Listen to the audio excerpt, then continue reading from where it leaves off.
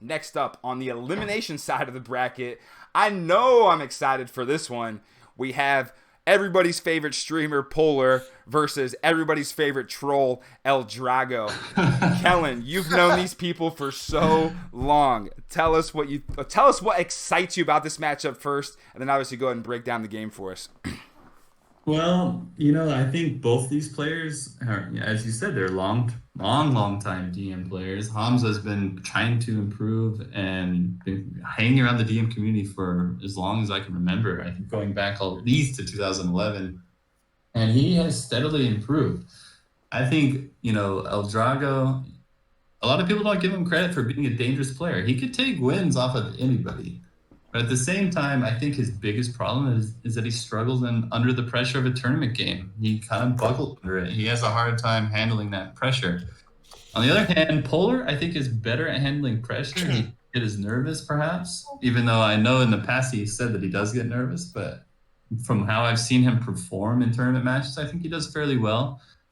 I would say overall, Ldrago has a slight skill advantage over him, but Polar has the better nerves. And overall, I'm going to give it 3-1 for Polar. All right, Tommy, we obviously just talked about a favorite here. It looks like you have a special guest as well. What does your guest have to say about the matchup? Well, I think that Hamza suffers from the yips. And unfortunately, I do not think that he will move on. I like Hamza. Great guy, great man.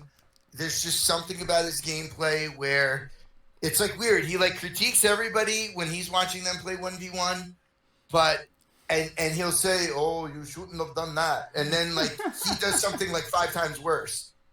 It just happens like that. It just seems like every game he has that Hamza-like moment, and really like the guy, but if I'm giving an honest prediction and I'm betting, I don't see him getting bipolar. Ooh, that's tough. I think this is one of the closest matchups here in the week 2. For all the things you guys said, obviously I think Polar has an advantage just on it being able to be his composure. Always well polished on his stream. If you guys have, I'm sure everybody here is subscribed to Polar's stream, but if you're not, definitely go check it out. He runs an amazing stream with his cast and everything too. But I agree too that Hamza does have a little bit of a skill advantage.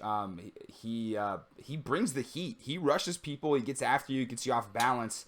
I think the way the series is set up, I do believe, Kellen, it's a Hun war to start off this one again too, right? Or is week 2 different? It's actually a Magyar war for them. Magyar war. Oh. That changes things up a little bit. So losers played something different, huh? Yeah. I think with the going a fast civ like that, or potentially, it's not as fast as Hun, but potentially fast civ to start with, I think that's an advantage for Hamza.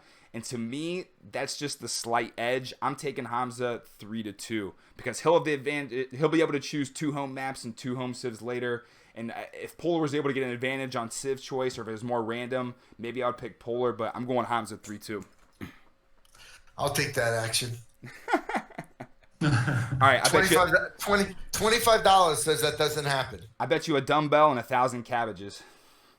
All right. No. If we put money on this and Hamza finds out that we're putting money on it, you're gonna 3-0 the poor guy. Yeah, yeah. You don't put too much pressure on it. Your horse ain't winning, bud.